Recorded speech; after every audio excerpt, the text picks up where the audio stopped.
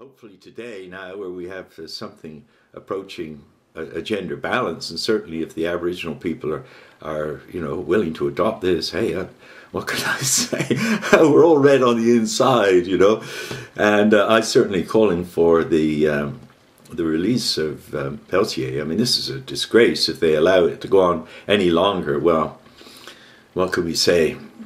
Anyway, here in Canada, we should be properly ashamed that he was allowed to leave this country in the way he was. I mean, it was a total fraud, and even the policeman that was responsible for bringing him in said what a horrible thing he felt he'd done. He happened to be an Englishman, by the way.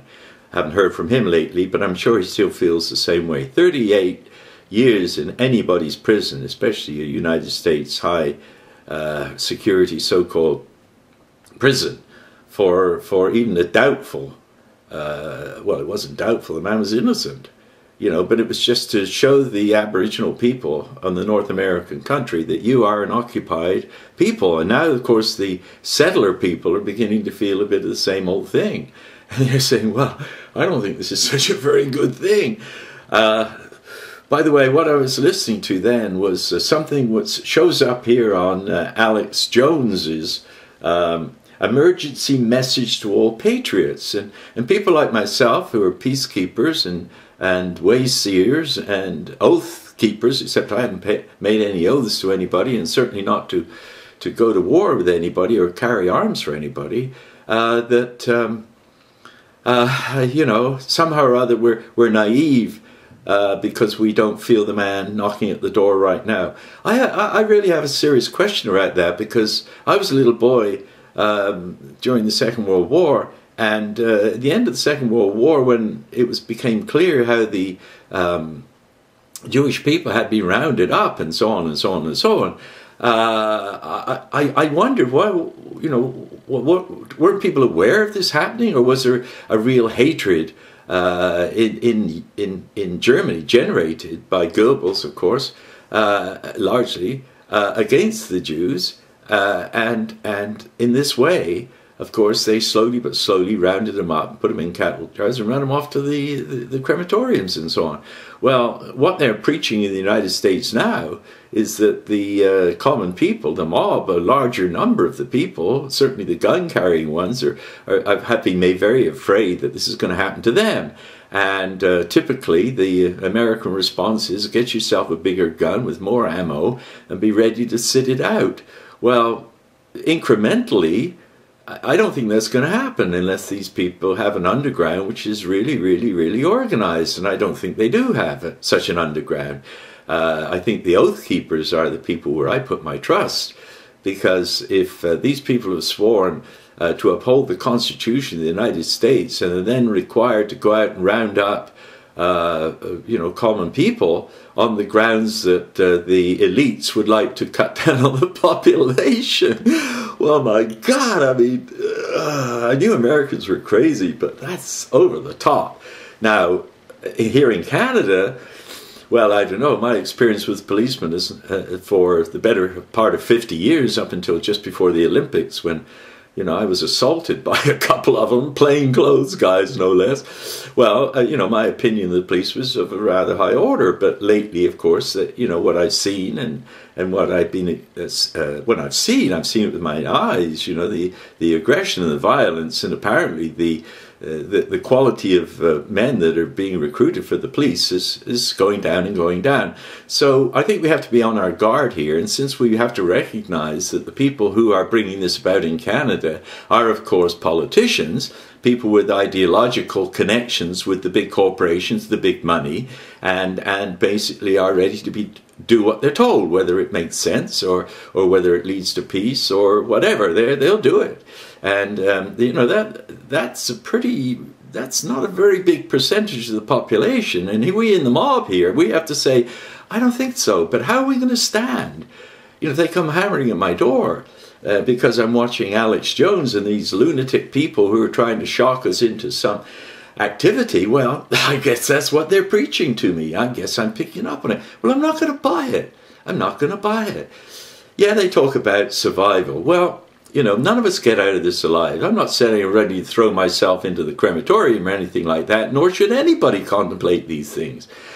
But we should not be led by fear. We should not be led into this holocaust by fear. Fear of personal survival? No.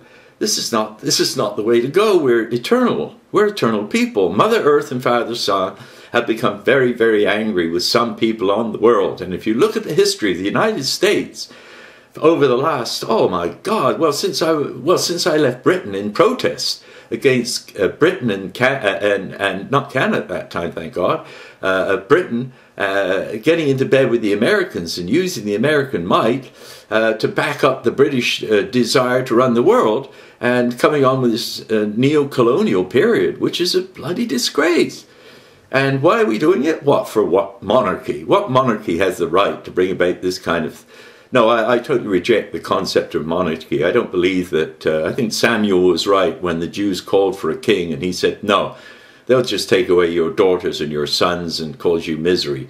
Don't bother with them. Well, I think it's time to put down this ridiculous pomp and circumstance. It's time to end this nonsense that we call a monarchy, that we call a crown. It's not a crown. It's a debased, archaic form of corruption that's been, what should we say, worshipped for far too long. It's time now to change things in a healthy and peaceful way. And to do that, I think we have to, here in British Columbia, we have to divorce ourselves from political parties. We have to divorce ourselves from the electoral process until the mob, the common people, can restructure it around a simple random selection from what should we say, how about your social security number? How about your social security number? How about that? What would that do? Or three letters of your social security number. If it comes up as 3 of your letters, well, you decide, yeah, I could probably do that job. Well, show up and be interviewed. I think it's time for the common people to push aside all this cabinet fraud, because it's a fraud. Just look up Abrams, Mr. Abram, you know.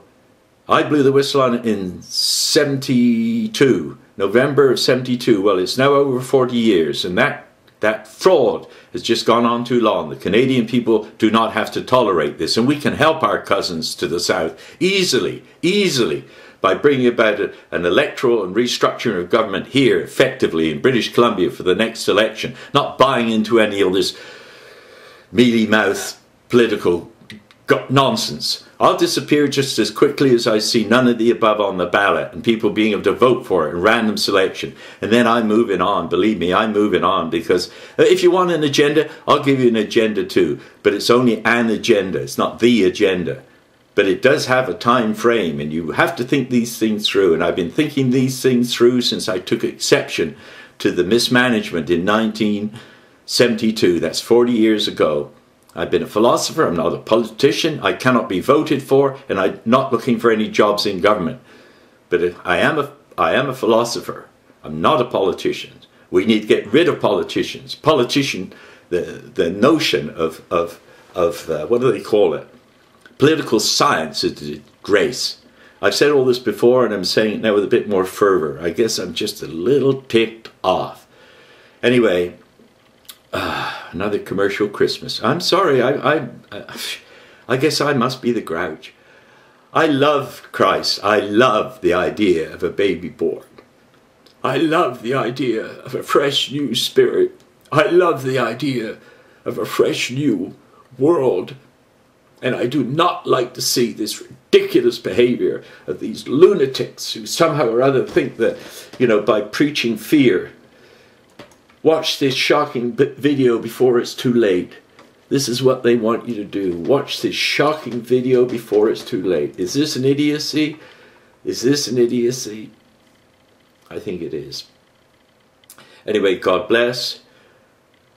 And a very happy new year. Let us move forward into a time of peace. Let us help our cousins to the south to wake up to the infamy that they've all been guilty of. And let us not claim to be free of such cruelties and idiocies ourselves. It's in us all. But in the United States, if I do not see Peltier visited, released this year, then I guess there's not going to be much to stop the rot. Anyway, I hope for better times. I pray for better times. In my vision, I don't like to open the door to possibility, negative possibility. If we do that, then pretty soon it becomes a probability. So let's open the doors to a concept of a new peace, a new loving peace, where we're all children of one creation. And we swear a new covenant. Well, people say, be aware of taking oaths. Then let's make a new promise for the new year. Let us uphold creation. Let us uphold all of creation. Thank you.